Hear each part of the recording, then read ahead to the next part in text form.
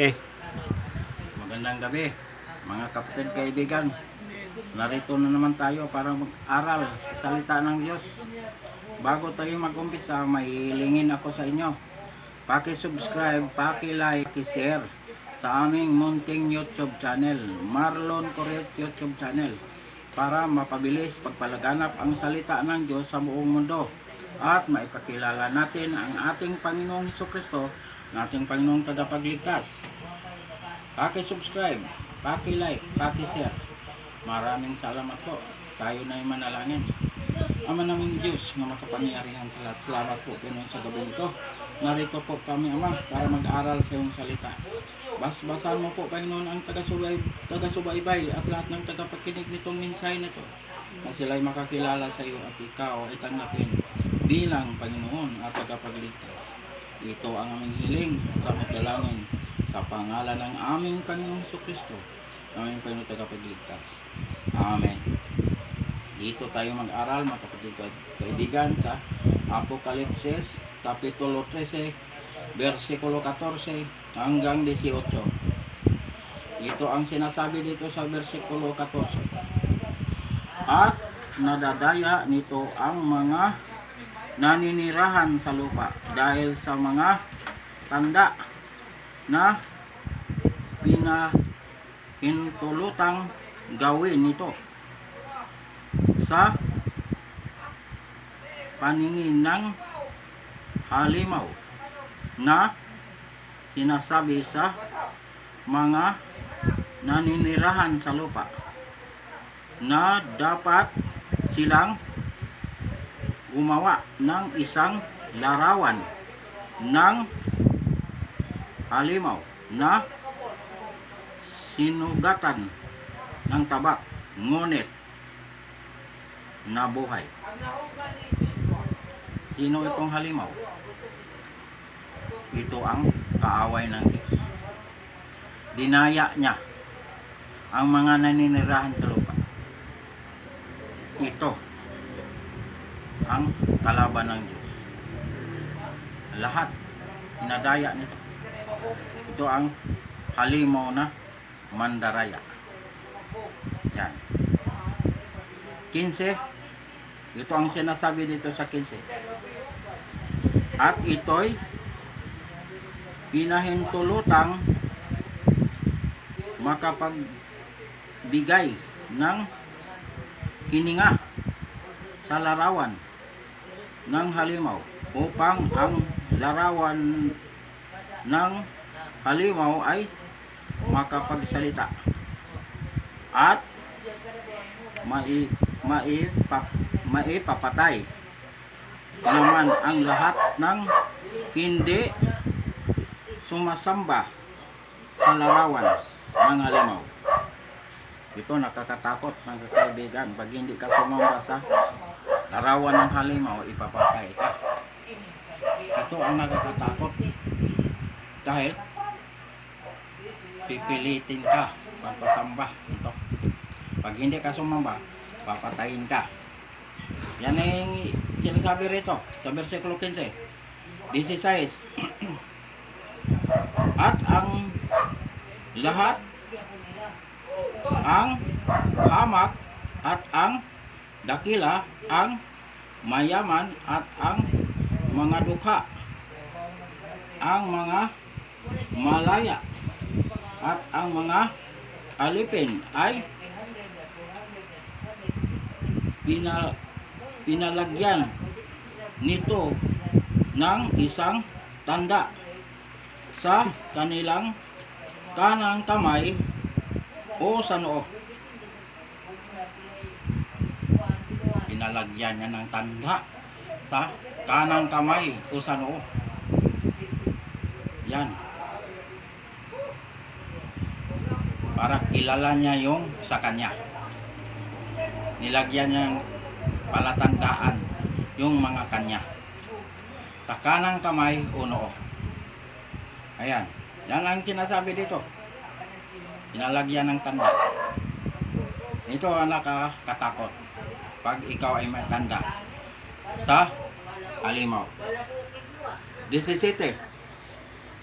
Ito ang sinasabi dito sa versikulo 17. Upang walang sinumang makabili o makapagbili maliban ang may tanda sa makatuwid ng pangalan ng halimaw o ng bilang ng pangalan nito. Di ka na makabili, di ka na pwede magbenta pag wala kang tanda ng halimaw. Ito ang nakakatakot. Hindi ka na pwede magbili o magbenta pag wala kang tanda sa halimaw. Yan. Kaya mga kapatid, kaibigan, ito unawain natin itong mabuti. Dahil darating itong panahon na ito.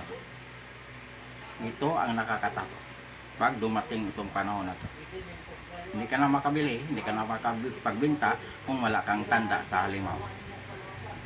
Ano ang sinasabi rito sa versikulo 17? Nilagyan niya ng tanda sa kanang kamay o sa noo. Last verse, 18. Ito ang sinasabi dito sa 18.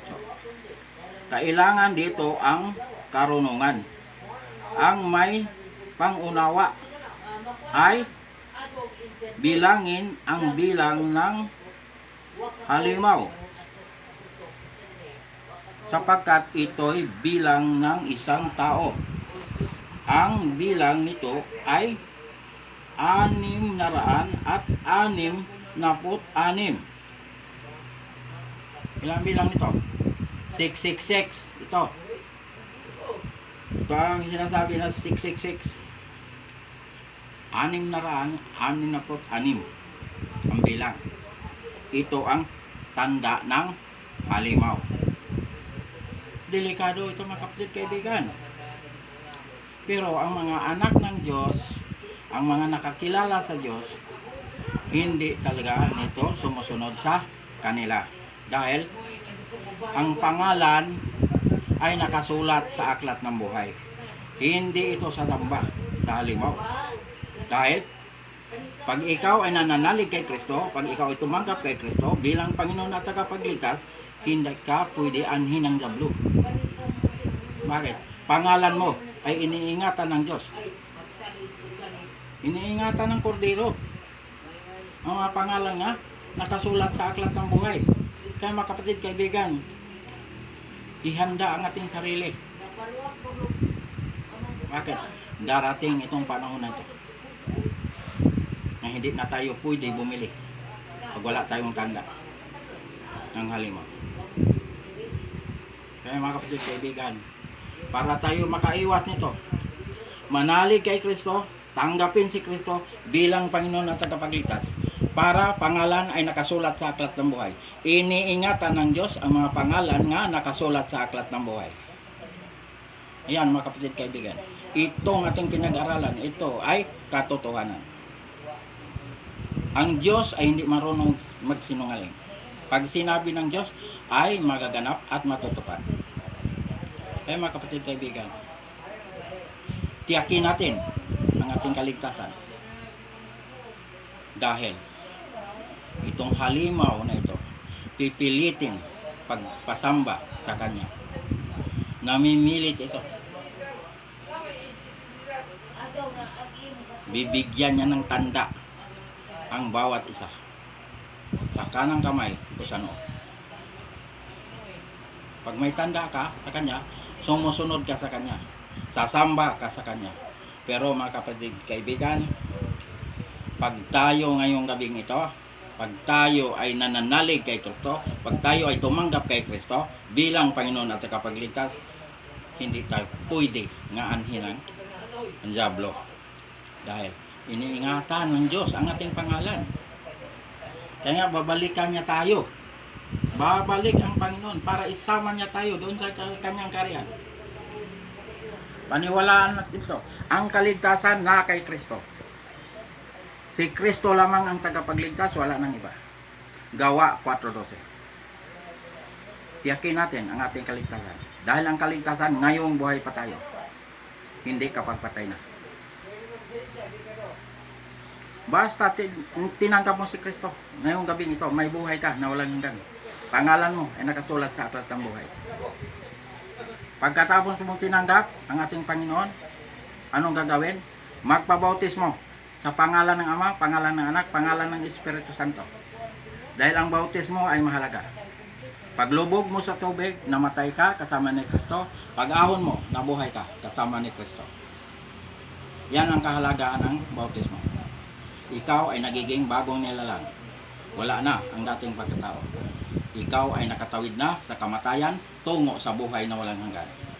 Ikaw ay pinanganak muli sa Espiritu. Ayan ang kahalagaan ng bautismo. Yan ang katiyakan sa kaligtasan. Ano ang gagawin pag matapos kang mabautismuhan? Sundin ang utos ng Diyos. Huwag lapastanganin ang utos ng Diyos. Huwag itakwil, huwag burahin ang utos ng Diyos. Kaya ang sabi ng Diyos sa Juan 14, versikulo 15, kung iniibig ninyo ako, tutuparin ninyo ang aking mga utos. Yan ang sabi ng ating Panginoong Jesucristo. Ano pang sinabi? Sa unang Juan Kapitulo 2, versikulo 3 hanggang 4, nakakatiyak tayong nakikilala natin ang Diyos kung sinusunod natin ang kanyang mga utos. Verse 4, ang nagsasabing nakikilala ko siya, ngunit sumusuway naman sa kanyang mga utos ay sinungaling at wala sa kanyang katotohanan. Yan ang sinasabi ng ating Panginoon. Kaya naglagay ang Diyos ng palatandaan. Ano ang ginawa ng Diyos na palatandaan? Ang Sabat. Ang kaaway, naglagay din ng palatandaan. Ang Diyos, naglagay din ng palatandaan. Ano ang palatandaan ng Diyos? Ang Sabat. Ang ikapitong araw. Yan ang nilagay ng Diyos na palatandaan. Dahil itong nilikha itong mundo nito, langit, lupa, dagat, at lahat ng landir nito, pati tayo nilikha ng Diyos sa loob ng 6 na araw. Tinapos ng Diyos itong mundo nito sa loob ng 6 na araw.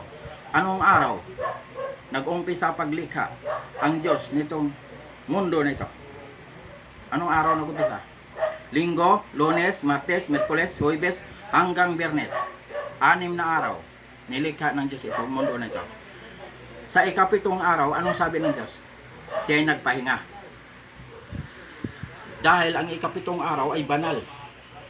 Ang Sabat, banal. Ipinagpahinga ng Diyos. Anong ibig sabihin ng nagpahinga ang Diyos? Napagod ang Diyos? Hindi napapagod ang Diyos. Dahil ang Diyos ay makapangyarihan. Sinabi ng Diyos na siya ay nagpahinga para tayong mga anak, mga nilalang, mga hinirang, sumunod sa Kanya. Para tayo ay makapasok sa kapahingahan ng Diyos. Yan ang ibig sabihin yan. Kaya naglagay ang Diyos ng palatandaan sa mga Kanya. Ano ang nilagay ng Diyos? Ang Sabat, ang ikapitong araw. Ang palatandaan ng Diyos. Ang sabi ng Diyos, kilala ninyo ako, kilala ko kayo. Ezekiel 20:20. May palatandaan ng Diyos. Kaya sa bagong langit, bagong lupa, ang sambaron ay Sabat. Sabat ang sambaron. Saan mabasa? Isaiah 66, versikulo 22 hanggang 23. Sa versikulo 22, mababasa mo ang bagong langit, bagong lupa. Makakabasa ka niyan. Sa versikulo 23, pag nakabasa ka ng araw ng pamamahinga, Sabat yan, hindi yan linggo. Pero dito, sa hawak ko na Biblia, nga ginagamit ko ngayon, ang nakasulat dito ay Sabat. Lahat ng bansa pupunta roon para sumamba sa Diyos. Sambahin ng Diyos sa Espiritu at sa katotohanan. Lahat ng bansa. Hindi sinabi ng Diyos, kayo lang mga taga-Israel, mga Hudyo, kayo lang pumunta rito para sumamba. Hindi sinabi ng Diyos yan. Ang sinabi ng Diyos, lahat ng bansa pupunta ron para sumamba sa Kanya. Pagligtas ka. Pero pag hindi ka ligtas, hindi ka makapasok doon, hindi ka makapagsamba roon. Dahil ang mga pangalan na hindi nakasulat sa aklat ng buhay ay itatapon sa lawa na apoy. Ang lawa na apoy, yun ang pangalawang kamatayan. Yun ang impyerno. Yan ang paglagyan ng mga pangalan na hindi nakasulat sa aklat ng buhay. Pero kapatid, kaibigan, ngayong gabing ito, Pag tinanggap mo si Kristo bilang Panginoon at tagapagligtas, may buhay ka na walang hanggan. Pangalan mo ay nakasulat sa aklat ng buhay. Ayun ang makapagsamba ron, yung mga ligtas. Pero pag hindi ka ligtas, hindi ka makapasok ron, hindi ka makapagsamba.